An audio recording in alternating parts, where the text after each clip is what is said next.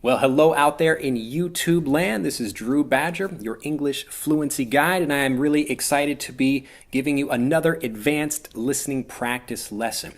If you are new to the program, again, I always want to say this before we get started. This will be a faster lesson. Actually, this lesson in particular will be a little bit slower in some places, but if you're not ready or if you're new to the program, you're new to the channel, you're just discovering me, I recommend you go back and watch all of the previous lessons or some of those first so that you can get used to my speaking voice at a slower speed. So that way when you're watching this one, you will be able to understand it much more easily. You'll be used to my voice and you can understand the faster English that way. So really practice your advanced listening and really understand some fast things so you can understand more spoken and conversational English. If you'd like to learn more about how to learn everything you need to do and have a personal fluency guide, someone that can train you and show you exactly what to do so that you can stop thinking about what you say and worrying about grammar rules and all these other things that stop you from speaking fluently, you can click on the link in this video or in the description below to learn more about Master English Conversation. Well, let's get into this lesson. The first thing I wanted to talk about, this is kind of a special thing in my heart, something I've been thinking about for a really long time. And this was, maybe you probably had the same experience happen, and I'd actually like to hear about that in the comments. So if you can mention something about that in the comments below, what I'd like to hear about is maybe something that, you really liked as a child and you lost touch with that thing. This is a great phrase, to lose touch with something. You kind of you're connected with that thing, but you lose touch. You're not connected with that thing anymore. So in this example, this was a particular book that I remember vividly, really watching it and reading it and looking at it over and over again. So when I was a young boy in elementary school, I went to the local school library and I found this really great book that I enjoyed. It was about monsters. And I checked this book out. So I rented the book. We checked the book out many times. I would check it out and then give it back and then immediately check it out again because I enjoyed it so much. But then I lost touch with the book, and this is like 20 or almost maybe 30 years ago, something like that. Maybe not that long, but about maybe 25 years ago, something like that. But the book is still very vivid and deep in my mind, and I always remember the images and trying to remember what book it was, because I looked for it for years, and every now and then, sometimes every now and then I would go online and try to think about how could I find this book, because I really wanted to get that book again. So I was thinking, wow, maybe I can try to search for images, but I couldn't really find anything. I remembered some of the characters from the book, some of the images. It's it's actually like a dictionary kind of, or an encyclopedia where it's got from A to Z a listing of lots of different monsters and mythical creatures from all over the world. Because when I was a kid, I loved that stuff, books about dinosaurs, books about monsters and other things like that were really interesting. And this book in particular, it had really cool art. So it had really great kind of short stories and descriptions about what the different monsters and mythical creatures were, but it also had really great art. So I really wanted to find this book again, and for years, I was really trying to look for this thing, and maybe you probably have a similar story, a similar thing, like it could be a childhood book that you loved or a childhood toy or something like that. Now with the internet nowadays, it's really easy to go back and find these things, but many years ago, kind of before the internet, it was really difficult. How do you search for things like that? But now with the internet, you can, and kind of as the years went by, I would maybe every 2 years or so, I would, be thinking like, oh yeah, I kind of, it would pop up in my mind. I would be thinking about, well, yeah, what was that book I was reading? I really enjoyed that book, and I wanted to try to find it again, so I would spend maybe a few days online, just periodically looking for different things. I would try to look by the images, or maybe if I could remember the name of the book or something like that, but then I would get frustrated because I couldn't find it, and then, I just kind of gave up, and then I'd think, well, maybe in another few years it'll come up in my mind again, and I'll look for it again. So recently, I had that same idea. It was like, I want to find this book again. I don't know why it's such a strong thing, but it was such a powerful book for me as a child. I wanted to get that and kind of reconnect with that and get back in touch with that thing from my childhood. It was just one of those things, you got a special bond, a special connection with something like that. Again, if you've got a similar experience, I want to hear about it down below in the comments.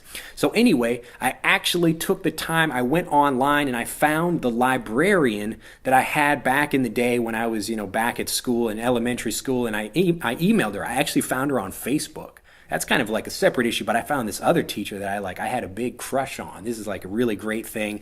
I feel kind of embarrassed admitting to it now, but I think she knew about it at the time. But anyway, this is a different teacher that I found on Facebook. Now I feel actually bad. This is kind of a separate issue when I'm thinking about that now.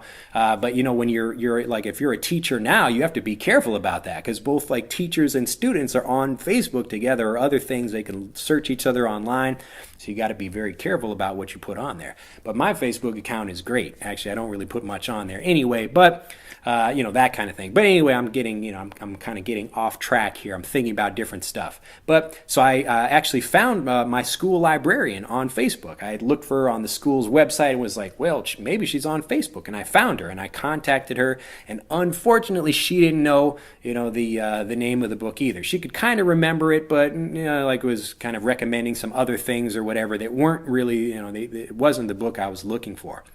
So I continued to look for images. I went back, I was like, screw it. This time I'm finding this book. I was really passionate about I'm finding this book. So I was looking through Google Images and I found some images. You know, I was trying to figure out the name of the author or the name of the illustrator, the guy that did the images, and I didn't know either of their names. So I didn't know the name of the book or the author or the illustrator, but I was just looking up images and I found one. I was like, holy shit, this is what I've been looking for. And it was like that same image, and all these memories just started coming flooding back. And I found, you know, I used that image to find the name of the book, to find other things.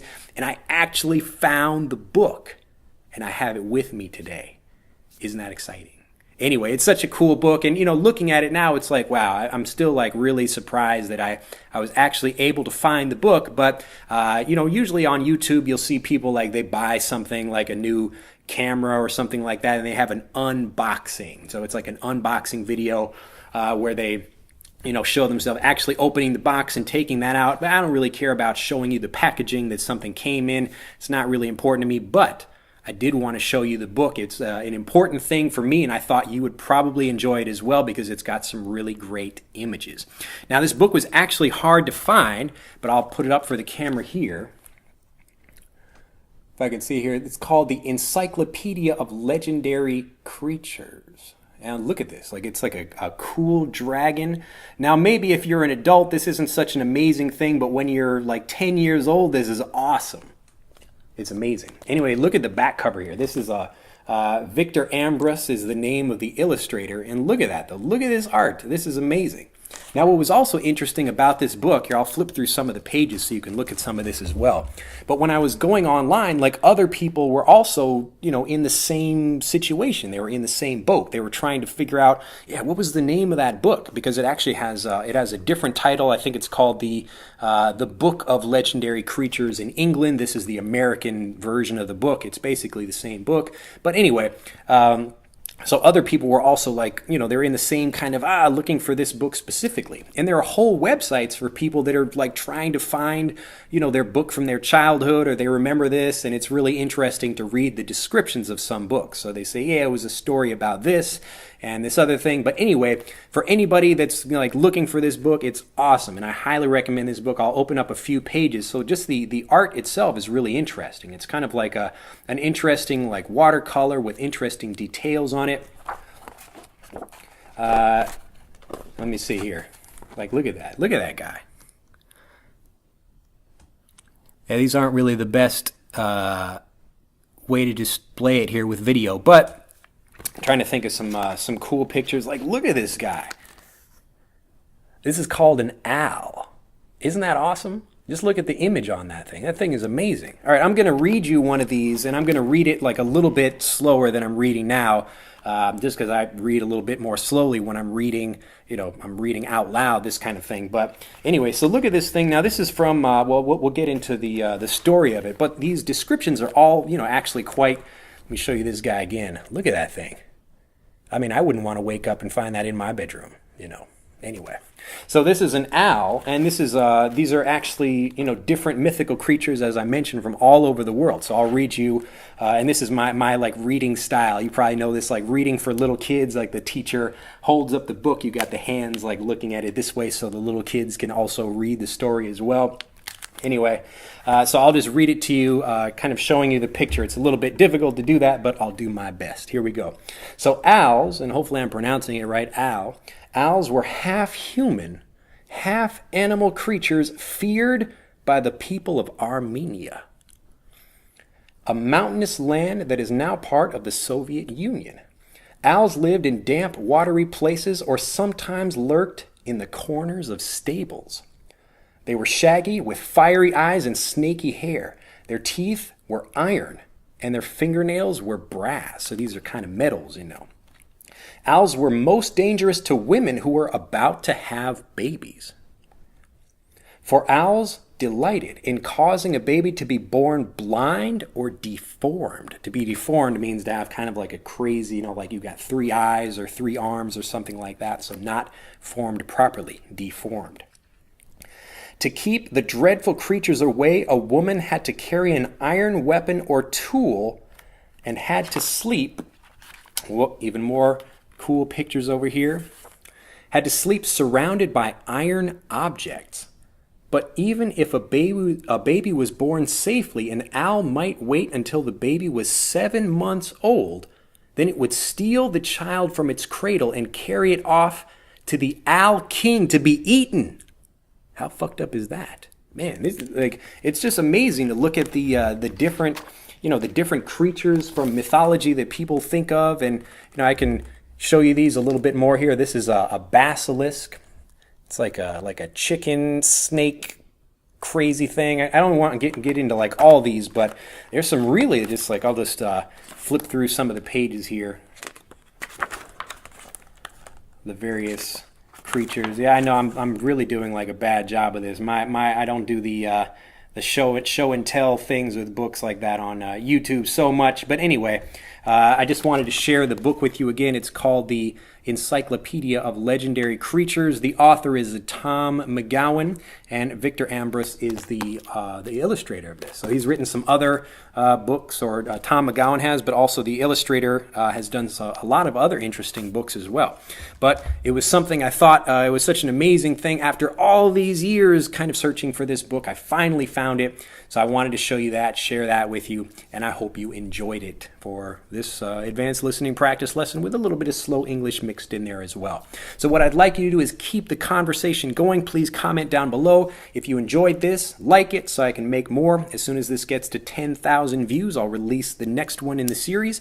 So do share this, tell everyone you know about it. Well, these people that are trying to learn English and you just want to get the video faster, let them know about it so we can get the view count up and I can release the next one in the series. But also tell me about some experiences from your own childhood. Maybe you're looking for a book also, or something else that you found and that was an interesting story when you finally found that thing. Well, I hope you enjoyed this, and I look forward to seeing you in the next listening practice episode. Bye-bye.